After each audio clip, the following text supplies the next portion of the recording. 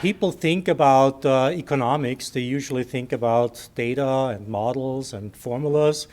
And when they think about economists, they think about people being locked away in a distant, dark, dusty office, right, doing calculations, never being in touch with the real world. Well, we have other examples, especially here at Cal Lutheran. We have a Center for Economics of Social Issues that works very hard not only at creating the database for good economics, for tackling some of the toughest issues that our society is facing, but they're also working very close to policymaking and delivering data and delivering information to policymakers to impact social change. And the economist, the lead economist, the executive director of that institute is a good example for economists who don't stay in the dark and dusty small office buried among books. Dr. Jamshid Amouhi, his entire curriculum vitae is basically a testimony to what economics can be. He has far-reaching experience as a high-level, very high-level bureaucrat in Iran. He has worked for the United Nations as an economist in the field in a variety of African countries. And most importantly of all, he has a social conscience. He always talks about how economics and decisions that are concerning the economy have impact, have unintended consequences on some of the most vulnerable populations in this country, but also at a global scale. So I wanted to thank Dr. Amouhi for keeping up the good work with the Center of Economics of Social Issues and bringing such an important and maybe even complex topic to us with a fascinating speaker. So I hope you'll enjoy our speaker. I hope you'll enjoy the engagement with the speaker. And I would like to introduce Dr. Amouhi. Thank you.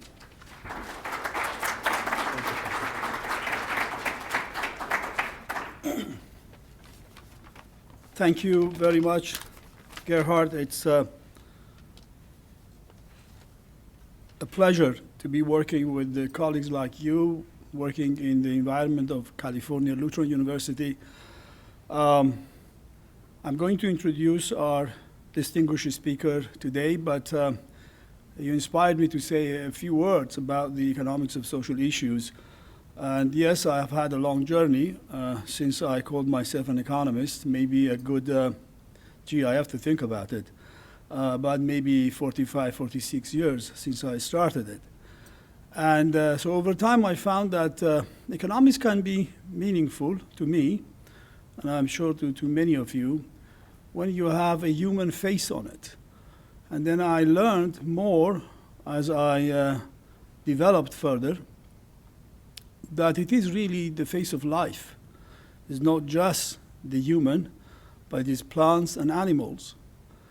And pretty much this is the guiding criteria that I have for myself, and I think the Center for Economics of Social Issues are pretty much focused on that. I strongly believe, and you will see tonight when our distinguished speaker speaks about the issue, that economic changes are not random issues. They do not happen out of blue. They don't happen because, well, it just happened. No, there are reasons. There are fundamental reasons. And when we want to solve a problem, we are obliged to look into the roots of the problems. And this is pretty much the spirit of the discussion, conversation, presentation, whatever you want to call it tonight here. And I'm so delighted to see that you are here. So let me now introduce our distinguished speaker. We're delighted to have Mr. Álvaro de Regil Castilla. He is the project initiator and the executive director of the Semper Global Alliance. You will forgive me, Álvaro, if I make any mistake in pronouncing things in the wrong way.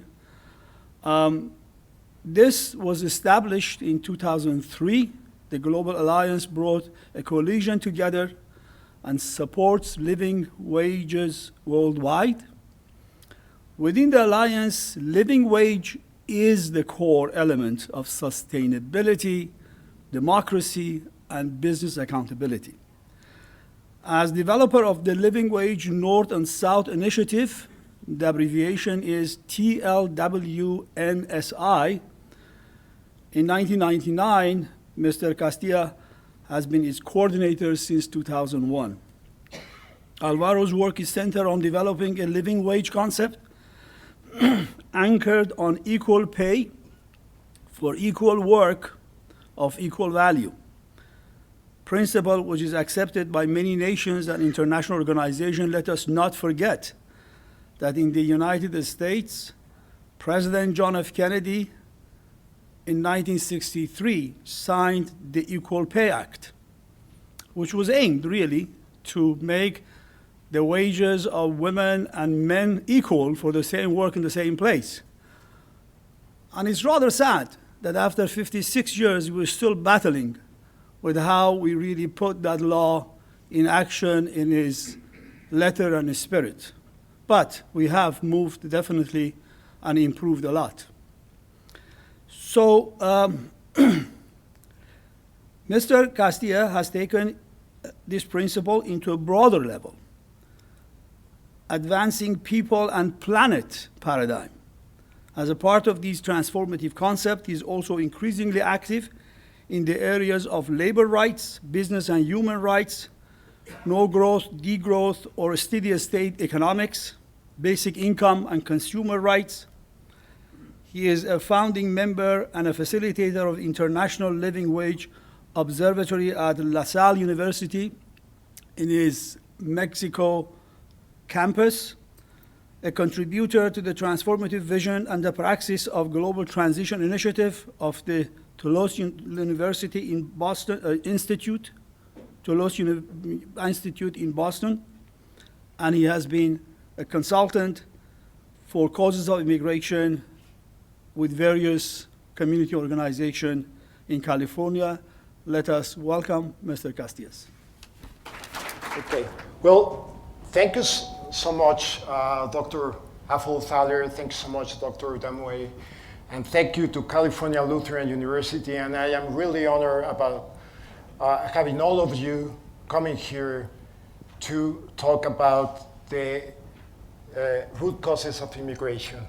And I really mean this because I think that this is a unique opportunity to talk about an issue that is very rarely addressed by the media, government, and society. And this is because those who are in power and benefit from the current situation, from the current arrangement, are not interested in making people aware about the root causes of immigration. So at the question of why people come here, most make the very simplistic assumption that immigrants come here because we are rich and they are poor. But the truth is that the root causes of immigration are very complex, and we must become aware that we share a great degree of responsibility about these issues. The point that I want to make is that if we really want to solve the issue of immigration in this country, we must stop looking only at the consequences and start looking primarily at the underlying causes of immigration, because that is the only way that we can solve the immigration conundrum. So in this presentation, we're going to be spending 30 minutes focusing on Mexico, simply because Mexico has been the main source of immigrants to the United States for many decades, and to California and Ventura County, and even more so after NAFTA came into effect in 1994.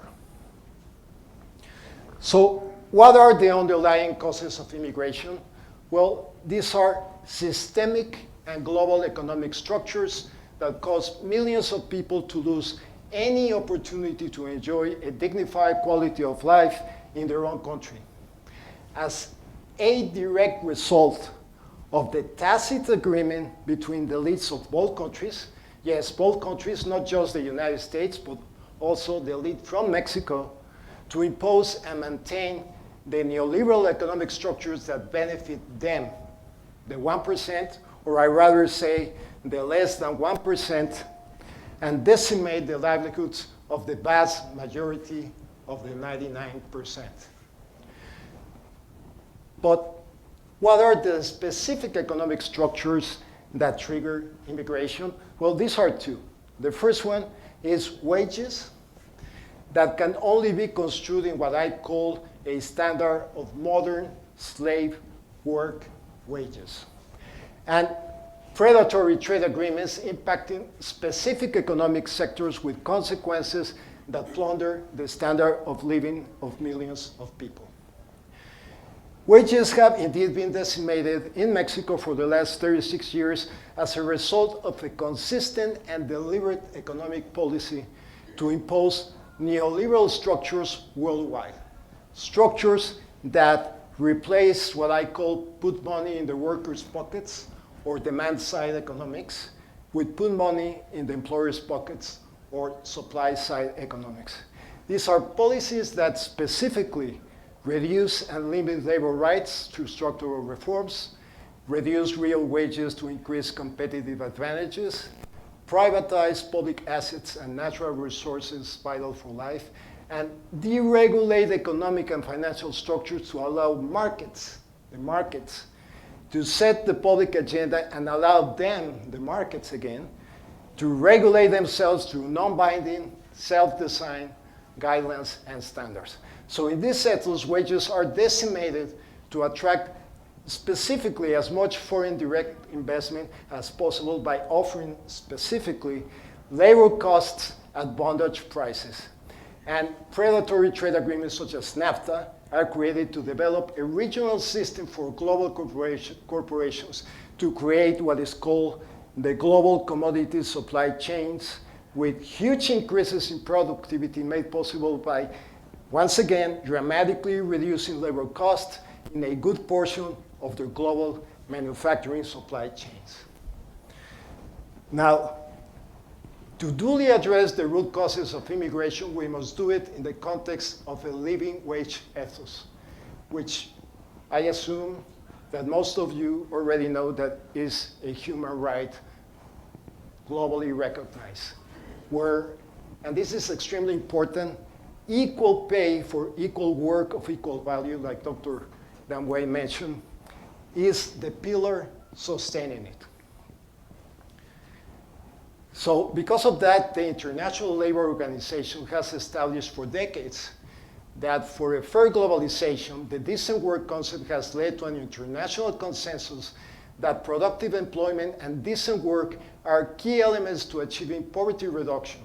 Accordingly, rather than driving people into the informal economy, such as in the case of Mexico, where 60% of workers work in the informal economy, or creating massive migrations, which is also the case of Mexico, global expansion must find ways to deliver opportunities for decent work where people live.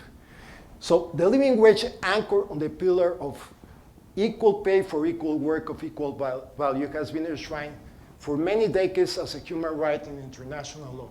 It's nothing new. And so we have it in Article 23 of the UN's Universal Declaration of Human Rights of 1948, concerning the right of workers to equal pay for equal work. And in Article 7 of the UN's International Covenant of Economic, Social, and Cultural Rights of 1966, for fair wages and equal remuneration for work of equal value. And of course, in ILO's Convention 100 of equal pay for work of equal value.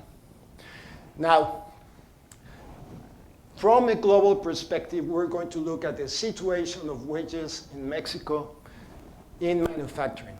And we're going to observe an ethos of rather asymmetric wage rates in North America. And we're going to do it in the context, once again, of equal pay for equal work of equal value. But in order to do this, we're going to do the following exercise. I'm going to ask you to do the following exercise. And that is to ask ourselves the following question. Why, if a worker working for Ford Motor Company in Dearborn, Michigan, putting 4 parts in the Ford assembly line of the Ford Focus. What if he makes $40 an hour? A worker working also for Ford Motor Company, but this time in Mexico, putting exactly the same 4 parts in exactly the same Ford assembly line of the Ford Focus, makes only $4 an hour, or about 10%. But the cost of living in Mexico is not 10%. It's a lot more. So we're going to look at this with real figures for all employees in manufacturing, using purchasing power parities to account for the differences in cost of living. So we have that in 2016, the nominal hourly wage rate in the United States in manufacturing was $39.03. But in Mexico was only $3.91, about 10%. However, the cost of living was not 10%, but 54%. So that means that that worker, for doing exactly the same job, should have been paid $21.15, accounting for the cost of living.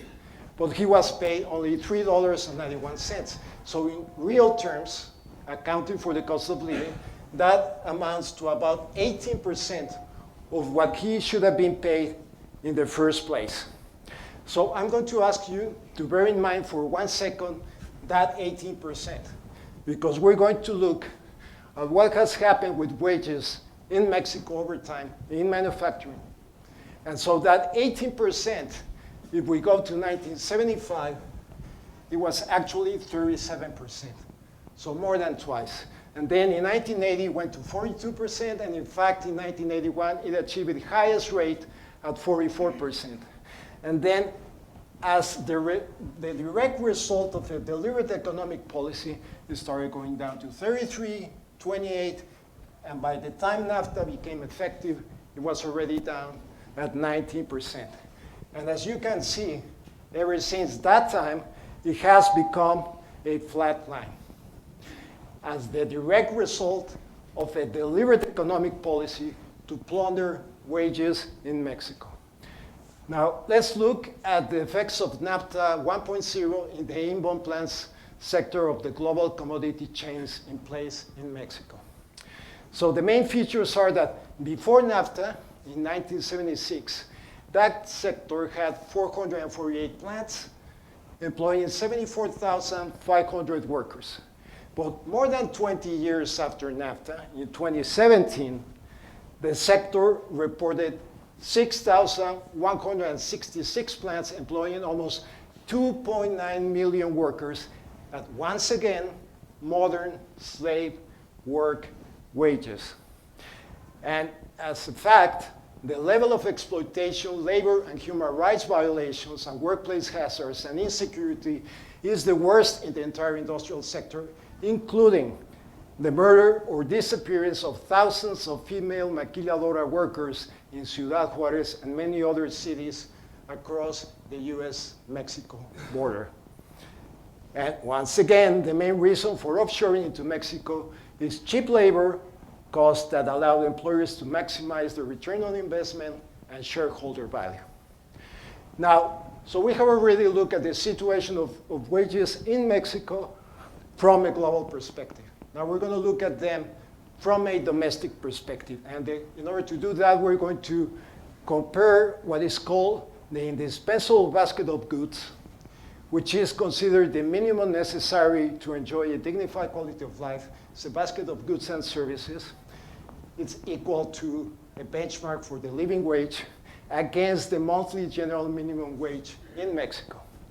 So in 2014, the cost of that basket in pesos was 16,445. But the minimum wage was that year only 2019. So it could only afford a fraction of the basket of goods, the minimum wage. Well, at the beginning of this year, the cost of that basket has gone up to about 22,000 pesos, and the minimum wage has gone up to 3,080 pesos. But it has barely improved in affordability, only 2 points to 14% of the indispensable basket of goods.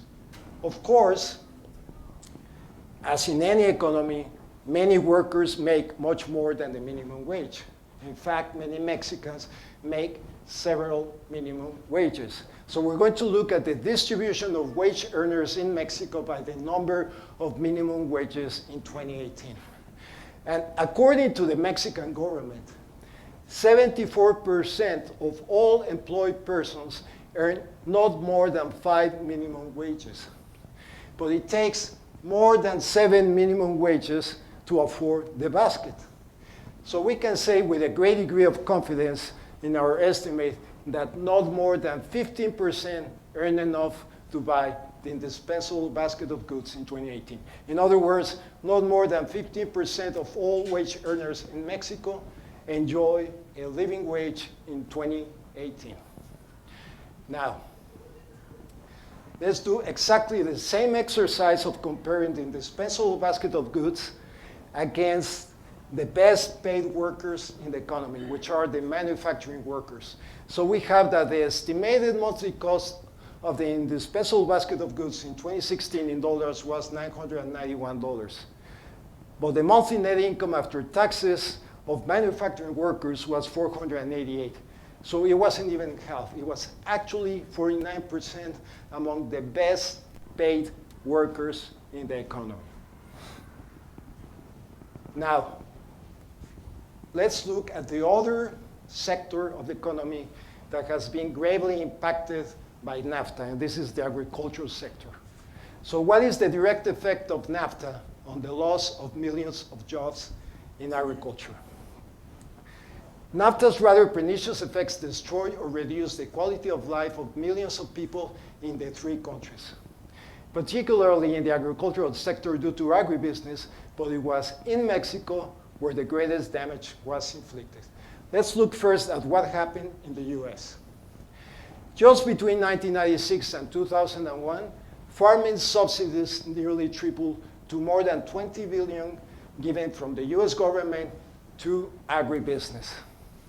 However, net income of farmers dropped 16.5%, forcing about 300,000 farmers, mostly small farmers in the US, out of business. And as a consequence, many rural communities died as storefronts were boarded up, churches were closed down, people were forced from their homes by the toxic fumes of industrial animal factories, and an amphetamine epidemic swept the US. As for Mexico, NAFTA liberalized corn and many other products such as sugar and beans.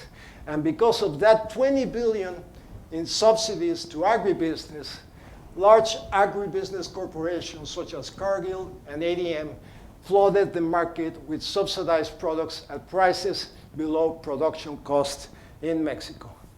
As a consequence, by 2006, over 2 million agricultural jobs, including 1.7 million small farmers, were lost, and workers, farmers, and their families were forced to leave the countryside.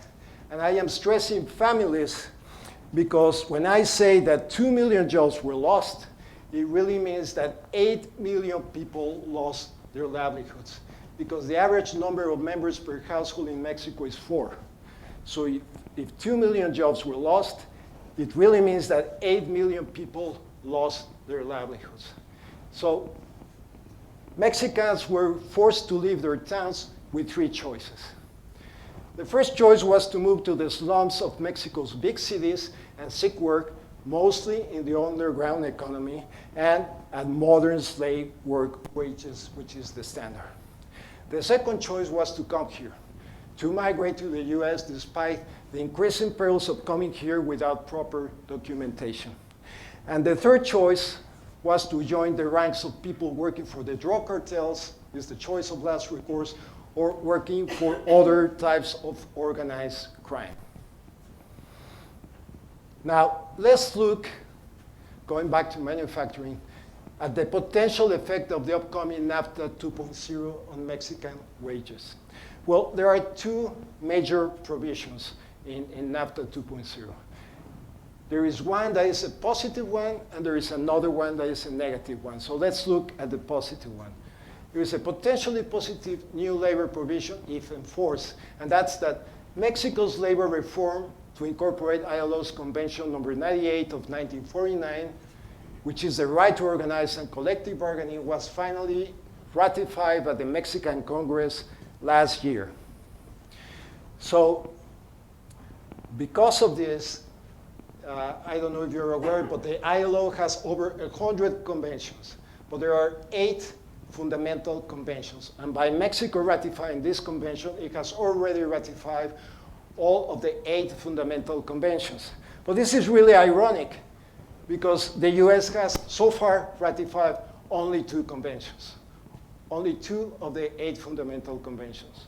So what this really means is that far more important than ratifying conventions or other types of labor standards, what is really important is making sure that these standards, whether they are domestic, from domestic laws or international law, are enforced.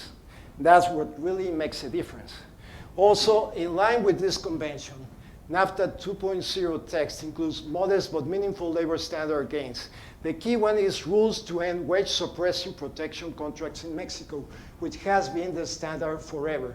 And what this means is that corrupt labor leaders in Mexico work really for the employers, both domestic and global corporations, to make sure that in the contracts they are allowed to pay Mexican workers a modern slave work wage.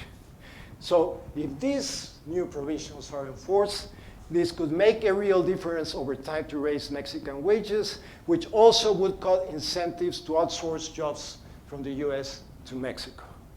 But so far, NAFTA's 2.0 text lacks the monitoring or enforcement terms necessary for the rules to make a difference for workers.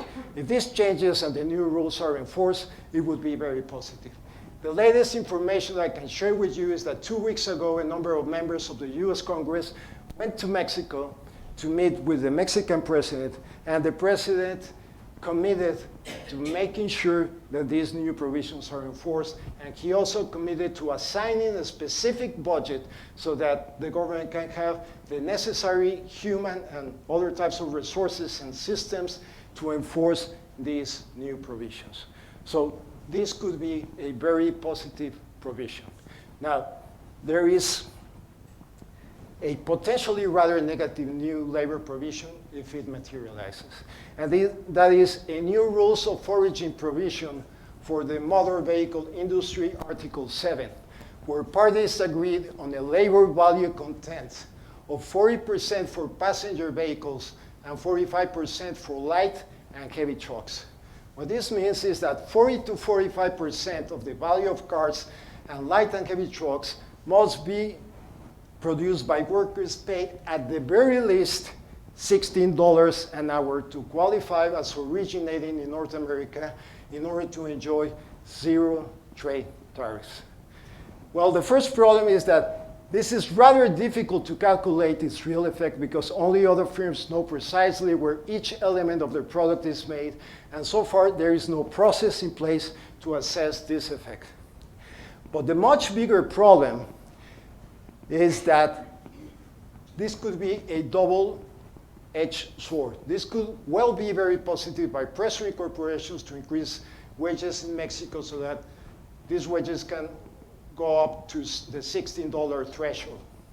But it can also be a Trojan horse from the Trump administration against Mexico. So let me explain. In 2016, the hourly total compensation cost in the automotive industry were, for Mexico, $4.68, for the US, $48.97, and for Canada, $34.19. So for the US and Canada, this is a non-issue because wages are much higher than the $16 threshold. But for Mexico, there is a huge gap. So it is a big problem. The gaps, in fact, on real purchasing power parity wages in manufacturing and specifically in the automotive industry are so enormous that we have done the projections, and it would take at the very least 2 decades to fully close them from $4.68 to $26.54, not even counting for inflation. So let's try to be positive and do the following. Let's look at the following potential scenario. The new Mexican government committed to recover real wages and has already increased the minimum wage in 2019 by an unprecedented 16.2%. And I say unprecedented because for 36 years, wages in Mexico were not increased at all in real terms. As I showed before, they were depleted. They were plundered. So even if we make a simplistic assumption and apply the actual increase for 2019 of 16.2 to modern industry wages, and we project to achieve a nominal wage of just $16 an hour, it would take roughly 8 years to reach the motor vehicle threshold if all assumption, that is, if inflation, cost of living, and exchange rates materialize.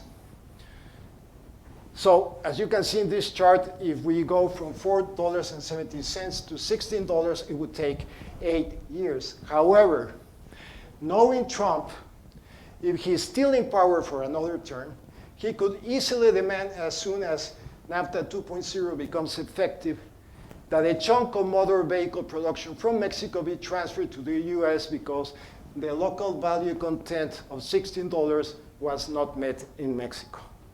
So if this happens, it would be extremely detrimental to Mexico and specifically to the Mexican workers because 80% of what Mexico exports to the US comes from manufacturing, and about 70% of all manufacturing exports from the US, from Mexico to the US, come from the motor vehicle industry.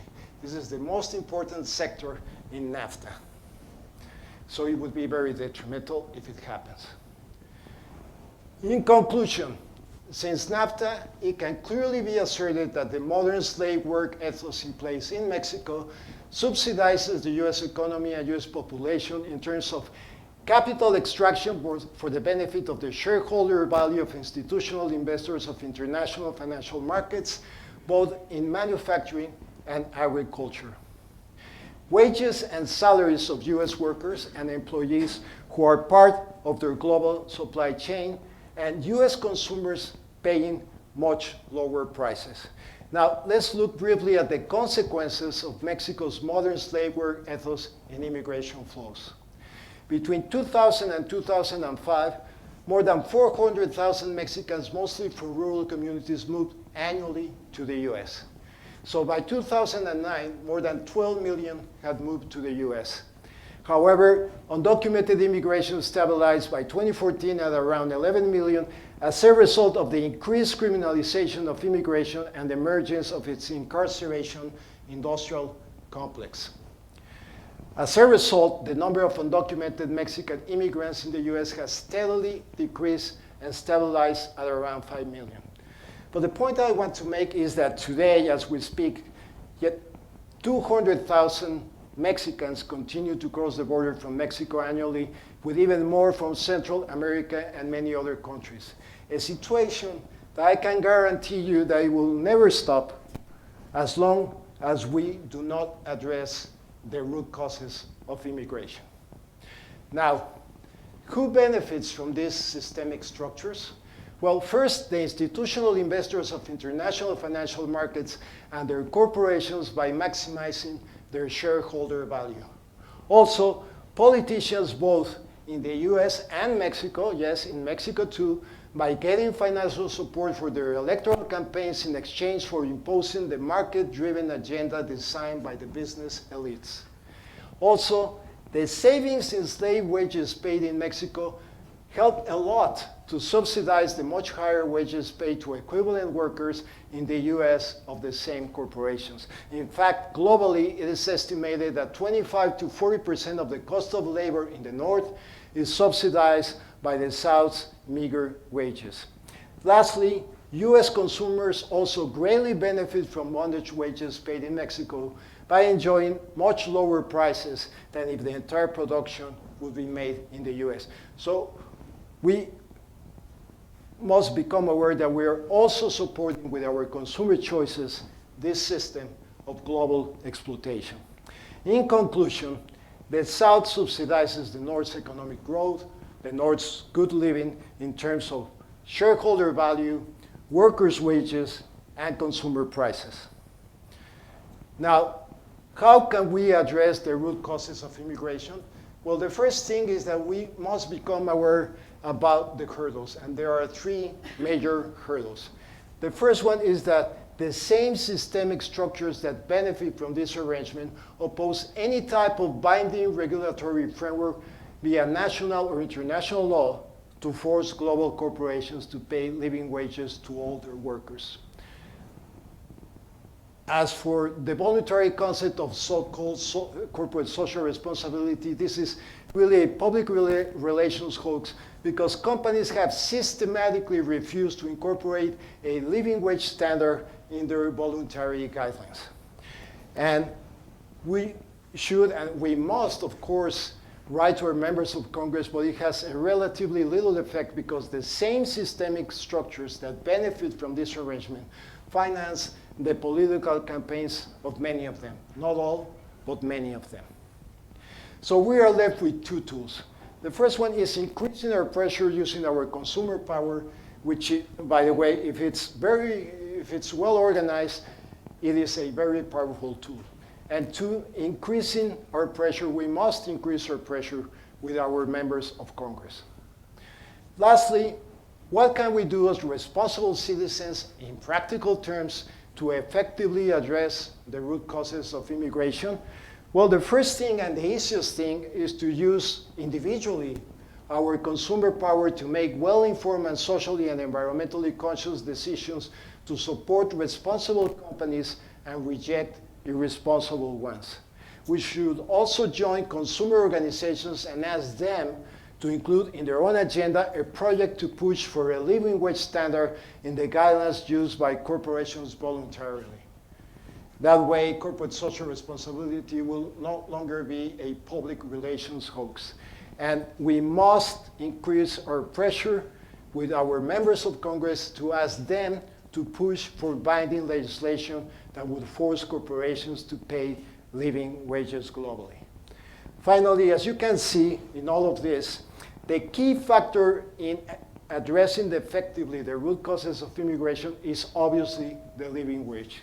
So if we are able to organize successfully to force corporations to start gradually closing that gap, paying to Mexican workers a living wage, I can guarantee you 100% that Mexicans will be more than happy to remain in their own country to enjoy a dignified quality of life by earning a living wage. Thank you so much, and I'll be happy to answer any questions that you may have.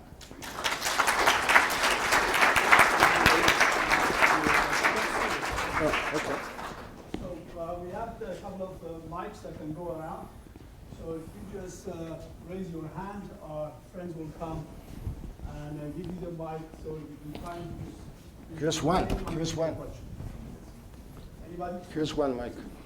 Thank you. Show of hand.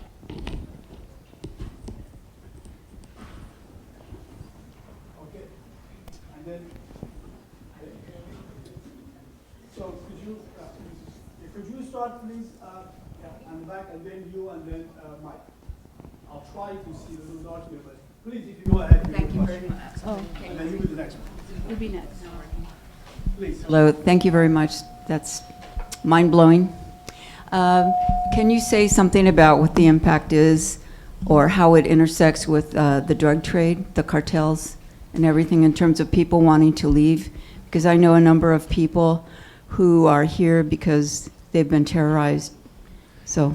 Yes, the drug trade, in my opinion, is one of the consequences of this structural situation, which by destroying any opportunity to enjoy a dignified quality of life, people, like I said, they try to work, but most of them are not satisfied with living with modern slave work wages, and some of them opt for joining people that already work in drug cartels or in other forms of organized crime that are growing in Mexico.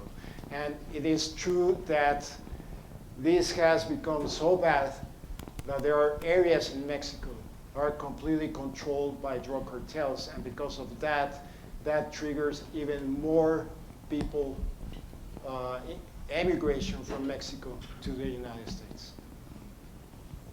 or to other countries? My background is in working for the state legislature, and so I'm Where- unimpressed by your use of pressure on the United States Congress, because they are not really beholden to their constituents. They're beholden to their funding sources, and their funding sources are antithetical to what you're suggesting. So I ask you, what alternatives do you have to working with the Congress? Because I find that an impossible situation in the current state of American politics. Well, first, in my opinion, I think you're right. I mean, that's why I said that there is a relative positive effect in putting pressure on our members of Congress, because many of them are financed by these structural forces that are, like you said, are antithetical to what I am suggesting. But I think that the first step, I believe that there is very low awareness about the true causes of consequences, the true causes of immigration from Mexico to the United States and from many countries to the United States. Like I said, most people, because very few talk about this, the media doesn't talk about this, government doesn't want to talk about this, so society at large doesn't talk about this, then very few people are really aware about the true reasons of why they come here. So the first step is to increase awareness, to make people aware, because the only way to put pressure on our government, on Congress, and other branches of, well, the executive branch, and in our electoral decisions is by making people aware. So, like I said, if we really want to solve the issue of immigration, we must know that they don't come here because they are poor and we are rich. They come here because there is a system that structurally destroys the livelihoods of many people, and they have no choice. And both in Mexico and in the US, the elites work all the time to try to maintain this low level, very low level of awareness. So for me, the first step is to make people aware about the root causes so that we can then react, get organized. And I believe that if there is enough awareness of people that have a social conscience, we would be able to change reality or the situation here by really putting a lot of pressure with our members of Congress. I know that some of them are sensitive, but most of them are not. And, but we can change that if we become aware, if we increase awareness.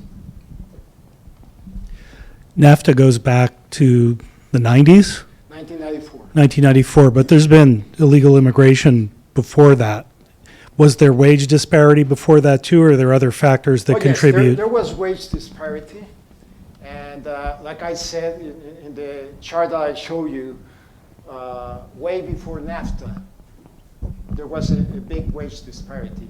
But it was much less worse than today. Like I show you, if we use the equal pay for equal work of equal value, the best rate of Mexican wages was at 44%, and now it's not even half, it's 18%.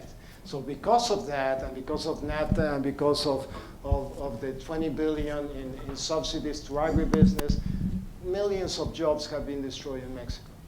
And because of that, that's why they came here. And that's why if you see the figures, I had a chart that shows how the flows of the immigration came here. It really surges after NAFTA.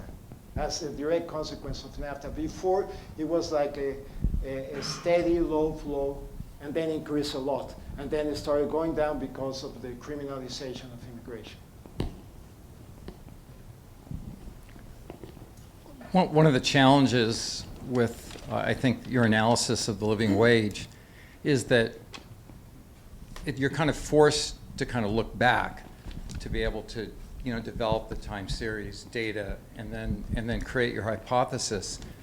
But moving forward, we're looking at a completely different global manufacturing environment in less than 10 years because AI and robotics, their livable wage is zero. They just need electricity at 10 cents a kilowatt hour and some maintenance.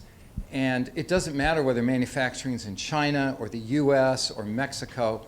40%, upwards of 40% of clerical manufacturing jobs could be impacted or displaced. So I think it's important in doing this kind of policy analysis to really look forward and say what is really going to happen when we reach that tipping point. I don't know if you saw Google announce their breakthrough in quantum computing. Yeah, I just saw it. And what are the implications of that, that kind of computing power at such an incredibly small size and format. So I think you have to look forward and ask the question, how do we address that next wave? Well, I am aware of that. It is, you're right, I agree with you completely, and it is extremely difficult. And what I do when I do that kind of analysis, I'm presenting this just to make you aware of, about why they came here. And as long as they keep exploiting them, I think that we must continue to react and push for a change with the current structures. But I know that it's going to change very fast. But when I look at that, I really make a quantum leap because I believe that capitalism worldwide is it's an oxymoron with democracy. And regardless, let's forget about democracy and philosophy and all frameworks of ethical values. Capitalism is completely unsustainable beyond that because of the basic laws of physics. Because there cannot be a system, or a system cannot aspire to be sustainable that demands the infinite consumption of resources in a planet that has finite resources. So what I'm saying is that I know that this is getting worse, but unless we do something, we're going to reach a point in which this thing is going to really explode. And by what I say by explode is, I don't mean a revolution or a human explosion. I'm going to say the planet is going to react to such a point that at least the way that we can imagine that humanity is going to live will no longer be possible. Over here. Hi. Hi. My question is, how much do you think that Mexican government is not so much at fault, but what can they do or bring to the table where they can bargain with such a powerful government like the US, where it's not a lose-lose situation to whatever they get at the end of the trade deal?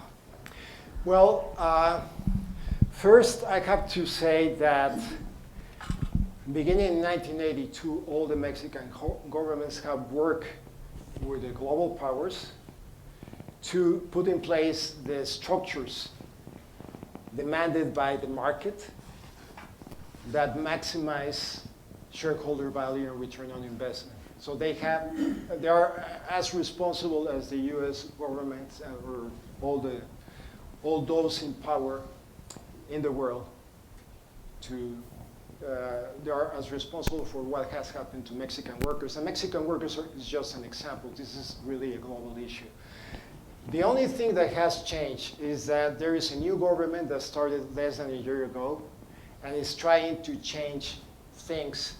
But in my opinion, going back to what you're saying, is going to be extremely marginal. I mean, they increased the minimum wage for the first time in 36 years above inflation. Inflation was less than 5% and it increased it by 16%. Before, for 36 years, the minimum wage was increased below inflation, okay? But the impact is going to be very small. So the only thing that the government can do is to have, to put in place policies that will ameliorate the situation, but not really change the structures. Because, like you said, it's not just the US, it's a global, I mean, in my opinion, above the US government, is the metropolises of the system, which are the real, it's Wall Street, is the financial, institutional financial markets. They are the ones that call the shots. They are the ones that tell a corporation, well, for next quarter, I need $2.70 in dividends, and if you have to lay off 20,000 people, that's what you need to do, period. Or we're going to start with robotics, and we're going to eliminate 20,000 people, and I don't care. They are the ones that call the shots because they are the ones that finance the political campaigns of politicians in power, not just in the US, but everywhere. Hi, thanks so much. So you mentioned mostly the auto industry here, and then you also mentioned that organizing is the best way forward. So if we can organize with our sort of like consumer power, that would be a nice way to push against these sort of global systems. So is there anyone doing that work in terms of organizing people to work with their consumer power, and is it beyond the auto industry? No, it's beyond the auto industry, and there are many organizations around the world that are trying to do that. I can name, for instance, OECD Watch in Amsterdam that has over 150 NGOs all over the world. That basically what they do is the OECD is the Organization for Economic Development. And is basically the club of wealthy nations plus a few emerging markets, including Mexico and Chile and a few others. And there is a book that is called The Guidelines for Multinational Corporations and Other Business Enterprises, and they have a number of standards. But I have witnessed that, I have experienced that personally. We have tried several times to, when the guidelines are revised, to enter the living wage standard, and the International Chamber of Commerce, which is the club for all national chambers of commerce, has consistently worked to block that. But regardless of that, there have been some successful stories in some countries, in some emerging markets, as well as in some developed markets, such as in England, where they have, for instance, created co-op chains of grocery stores, where they work with fair trade organizations, and they try to, again, ameliorate the situation, but it's very hard to change the structures. However, I think that we must, the first thing that we must do is increase awareness so that we can put pressure on our politicians, because now they think that, well, they don't know, so we don't care, most of them. Hi, right here. Yes. Good afternoon. What is your response to people that claim that the lowering of the wages is just a sign of the free market economy mindset, and that instead of outsourcing like manufacturing into China, it's now being outsourced into Mexico for a higher quality at a lower price? Well, what I say, and I've heard that many times,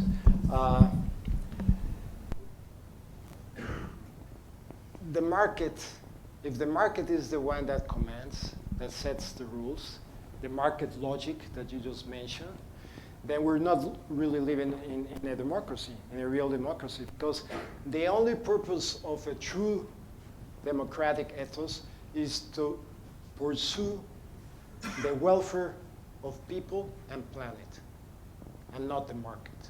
Okay, the market is the opposite. The market has an individualistic mindset. The only purpose of the market of corporations is the maximization of shareholder value, the maximization of return of investment, regardless of who gets negatively impacted by that.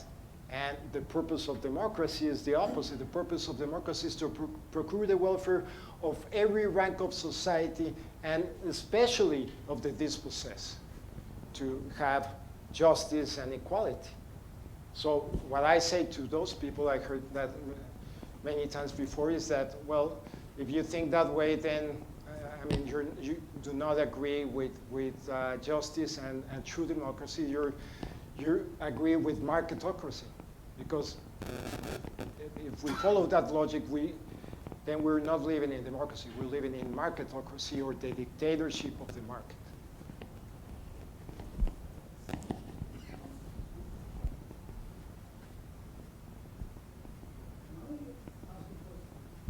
Sure. Since you're not asking, ask a question and also make a comment. There was a question that you said that the future is one of automation. The future may be different with now, correct? And agree that you accept that principle also. But here is the case. And I want you to react to that if you agree or disagree, and also that you asked the question. Here is the core of the issue. Whatever is the proceed of the production and activity, it gets divided at the end between, let's say, workers, those who work, and return on capital, and other things you can count it, as a part of facilitating the workplace and other things that goes to the owner of the capital. So right now, for example, we have a divide of 70-30, about that, not in everywhere, but in total. And from what I was listening to you, Álvaro, came that that's not really the ratio that we have in Mexico. So if you really take those wages, and particularly bring Ford Company, others into it, the divide is maybe 90-10, 90-15, whatever. So when one talks about future, that doesn't change. That doesn't change. That's a structural divide, that it is. So in fact, if you are going more towards the labor, less from the capital, or the other way around, you get to that impossibility. So in other words, if you really take more of automation, other things, so how do you contribute that? Contribute to productivity of worker or return on capital? That's a big debate. I don't think it really changes the picture. There is one change there, and that change is that you really have a situation that the workers there may actually get more because of that. Depends on how the situation from now till then evolve. And here is the case, maybe you bring it more home, which you actually even alluded to that, even with that fast increase, in the minimum wage of $16, you said there is a danger to the next 5 years, 6 years, that we're not really escalating the wage to that extent. It doesn't change the picture, really. It just, again, you have the same battle, the battle of how you divide the proceed between the two blocks, so to speak, labor and return on capital. So I want you to comment on that, and if you like to come and comment on that, you're most welcome. Yeah. Well, there is an economic indicator that, to me, it is very important, because what he's talking about is the share of income by capital and labor in all countries, okay? And you can see that after neoliberalism, that share of income has gone down everywhere, including the United States. And in emerging markets like Mexico, it has gone down even much faster. So the problem is the mindset of capitalism in its worst phase, which is neoliberalism, which is, I can give you an example using the logic of the market where everyone would win. If you start increasing the wages of workers here and workers in Mexico and workers in India, China, everywhere, from the logic of the market, then you're aggregating demand and you're increasing the purchasing power of these people. Therefore, the market would grow, demand would grow, and that would increase the size of the business of each company. It would increase it in the size. If you increase wages, it would decrease in the share of income between capital and labor, okay? Because you're giving a greater percent to workers, but the workers are putting that greater percent in return in consumption to business. So business would benefit also in terms of a bigger, it's a bigger pie with a smaller size, but if you count the dollars, it would be a bigger amount of dollars for each company. But that's not how, especially global corporations work, because that takes years. You have to think midterm and long term, and their mindset is completely short term. So they think in terms of quarterly results. So they say, okay, for the next quarter, these are the results that we want. So they don't care about increasing the purchasing power of consumers, increasing aggregate demand. All they care is maximizing at the fastest possible rate their return on investment. Just a comment about some structural issues between Mexico and the U.S., and that is that, while you showed this amazing multiple in terms of the wage rate in the United States for similar work, but you didn't adjust for taxes, and the U.S. heavily taxes labor, and if you look at it, recent tax reform, we've really, with this kind of territorial corporate tax code, I mean, you've got these incredibly fast-growing companies that pay zero. I think Amazon, throughout its history, one of the most valuable companies on the planet, has paid almost zero income tax, corporate income tax over that period of rapid growth. So yes. Meanwhile, the workers that work at Amazon, the tax rates in the United States are very, very high. And yes. as AI moves and robotics and AI advances, they don't pay Social Security tax, payroll taxes. We probably don't tax electricity, which they need at a sufficiently high level. So the tax structures of both Mexico and the U.S. need to probably change dramatically, and we need to reduce the tax burden on labor to kind of boost the purchasing power of workers in both countries. Yes. But they need to increase the tax burden on robotics and AI that's going to cause the loss of 40% of these jobs worldwide. And there's no indication in any of these countries, whether it be the U.S. or China or Mexico, that they're moving in that direction. So the politicians are very short-term oriented. They're kind of looking at 2 years, 4 years down the road. But yes. there's a wave coming, and these tax structures need to change dramatically, I think, to level the playing field and kind of get where you want to get, even without all of the work, which is good on the livable wage. You need to change the tax structure to kind of address the fact that we don't tax, in effect, these services that are substituting for more sophisticated labor as we move towards 2030. Eventually we get very high-level white-collar jobs that are completely displaced, that are paying 40% state and federal taxes, and they're being replaced by machine learning algorithms that pay zero. Right. So it's really there's a fundamental problem there that affects labor in both countries. I totally agree with you. The problem that I see is the same problem that I've been talking about, changing living wages. Because to change that, to change the tax structure, we still need to go to our members of Congress and push them. So that's the first hurdle. The other thing is that the figures that I use here for hourly wages, I've been doing this for 20 years, and the source until 2015 was the U.S. Department of Labor. They would get that information from all the governments, and then they give it to researchers, and that information shows you for every country what part goes directly to the pocket of the worker and what part goes to Social Security and taxes.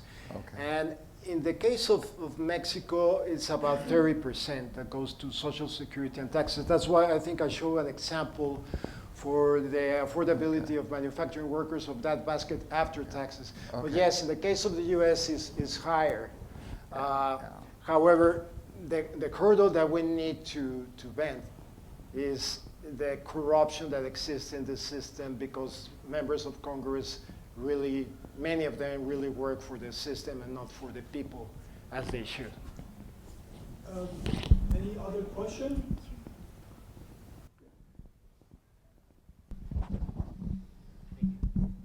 Hi, Alvaro.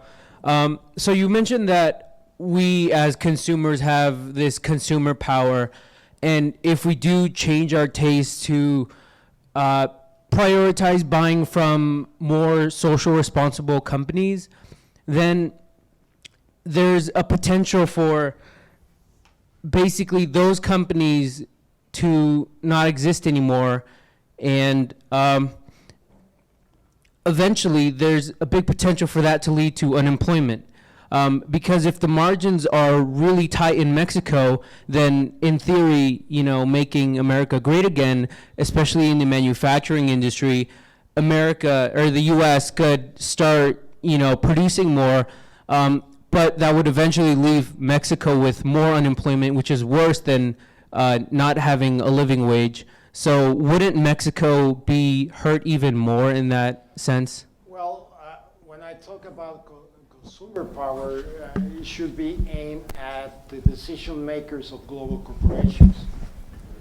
Okay, so the pressure that you're going to put on global corporations is to change things to benefit all of their workers. That's why there is this so-called thing of corporate social responsibility that tries to, in paper, to demand from corporations to pay a living wage standard, not just to their workers in their home office, but to all their workers, including in their supply chains, even if those workers do not work directly for that company, because that company may decide to subcontract, like Apple, for instance, subcontracts in China for the production of the iPhone. Okay, but with corporate social responsibility and the pressure, especially the pressure from consumers, that could change. In my experience, what I have seen, especially in Europe, is that when consumers get organized, they have gone and they have stopped specifically buying from large grocery store chains. And as soon as that's when the companies start changing their practices, because that really hurts their bottom line immediately. So that is one way to put pressure. But I have to say that we're still at a very early stage because, again, awareness is still very low. So the first step is to increase awareness about this.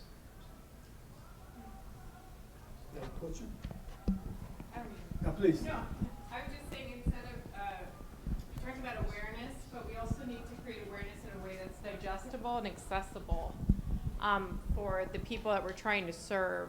Because I work for the public mental health care system, and a lot of people here are probably college educated. So what is kind of the responsibility to give that information in a way that is understandable? Yeah, I am aware of that. I have to be very honest, I haven't done anything about that, but it needs to be done. And I think I lack the creativity to put together like a package of information at that level that people would understand. Well, I'm completely sure that is possible. And it's very easy, but for people that have that creativity. But it is very important. Yeah, we need to make people aware at all levels, not just at college educated levels. Yes? You compared you compared wages, U.S. wages versus Mexican wages. Do you have the figures for Chinese workers compared to U.S. workers and comparing Mexican labor wages versus Chinese labor? Yes. On a global perspective. Yes. You know, when I started doing this in 2003,